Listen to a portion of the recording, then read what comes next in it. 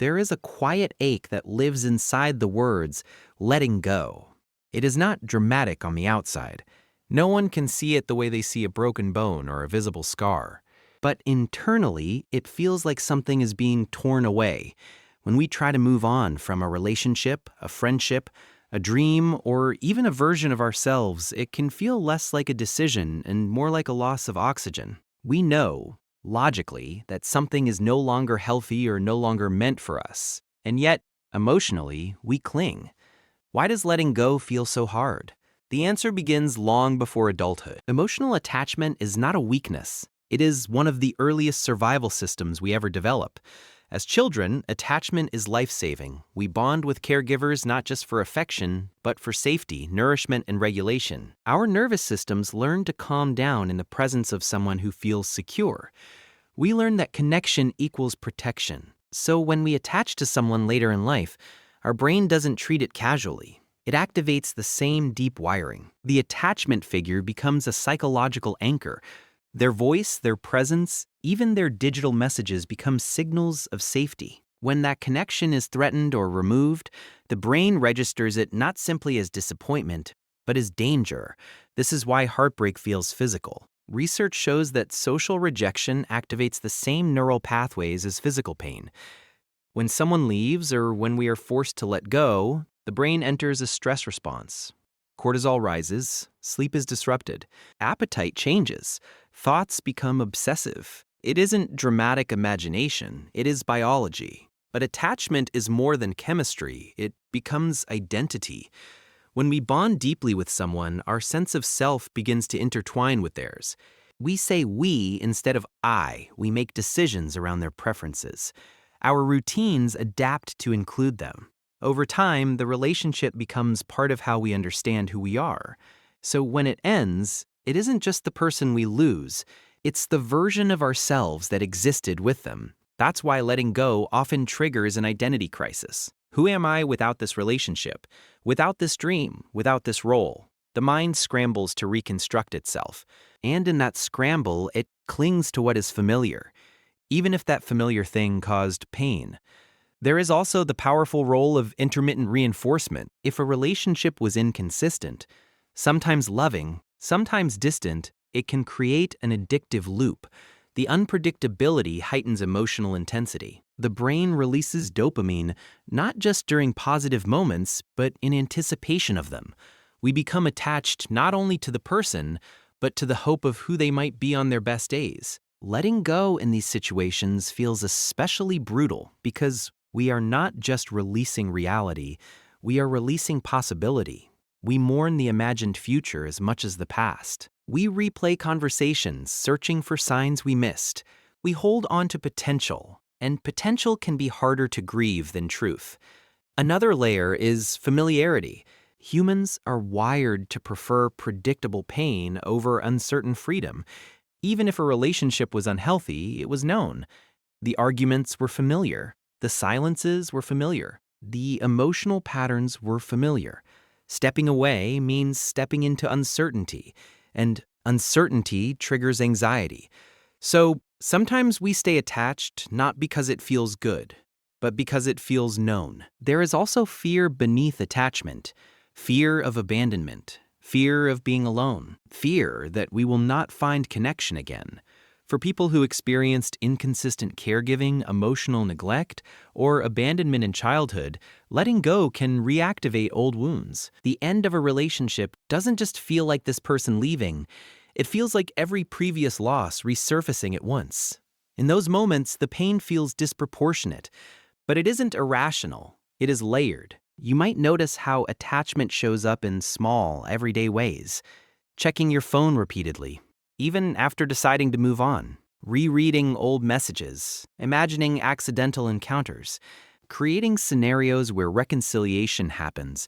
These behaviors are not signs of weakness. They are attempts by the brain to restore equilibrium. It wants the attachment restored because attachment equals safety in its coding. The problem is that sometimes what once felt safe is no longer healthy, and here lies the internal conflict. The emotional brain versus the rational mind. The rational mind lists reasons why it's better to let go. The emotional brain counters with memories of warmth, shared laughter, and intimacy. Both are telling a form of truth. The struggle between them creates cognitive dissonance, which feels exhausting. There's also the grief process. Letting go is not a single act. It is a series of micro losses. You lose shared routines, inside jokes, future plans, the imagined holidays, the small rituals that made daily life feel shared.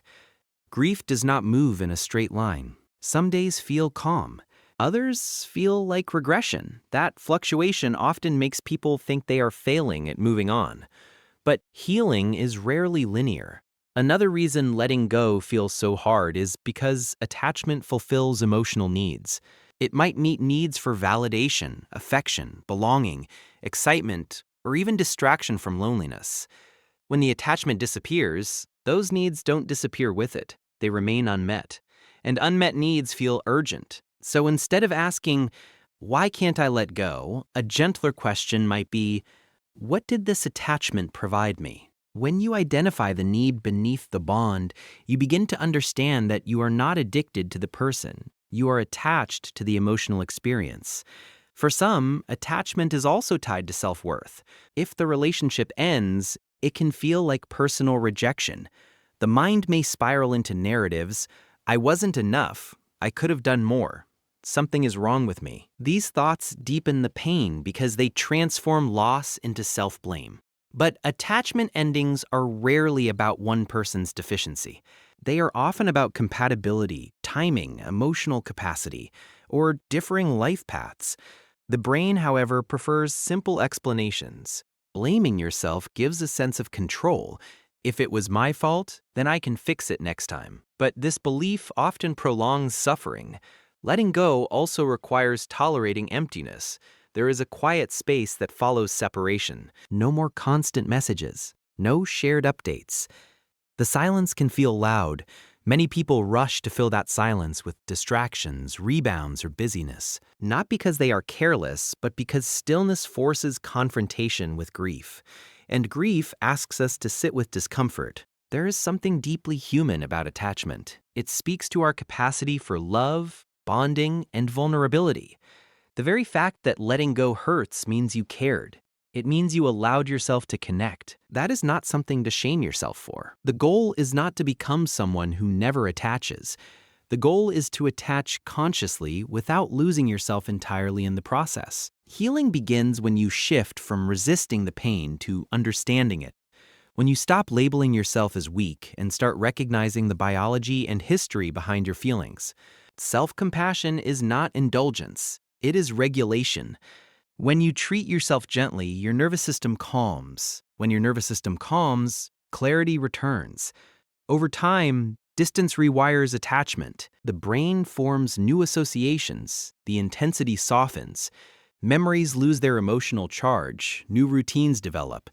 New connections form not because you forced yourself to get over it, but because the human system is adaptive. Letting go does not mean forgetting. It means integrating.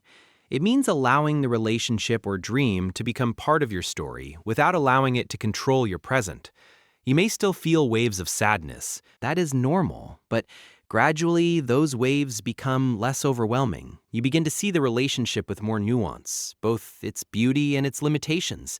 You recognize what it taught you about your needs, your boundaries, your patterns. And perhaps most importantly, you begin to rebuild your sense of self, independent of attachment. You rediscover interests that are yours alone. You reconnect with parts of you that were quieted. You realize that your identity was never entirely dependent on someone else. Letting go feels hard because attachment is powerful. It is biological, psychological, and deeply emotional. But the same system that bonds you to others also allows you to heal. If you are in the middle of that painful in-between, where you know you must release something, but your heart resists, be patient with yourself. You are not broken. You are grieving. You are rewiring. You are learning to feel safe again on your own, and that takes time. The courage to let go is not the absence of attachment. It is the willingness to honor your own growth, even when it hurts. It is trusting that your capacity to love is not limited to one person or one chapter of your life. You survived before this attachment. You will survive after it. And one day, what feels unbearable now will feel like a turning point, proof that you are capable of deep connection and deep healing.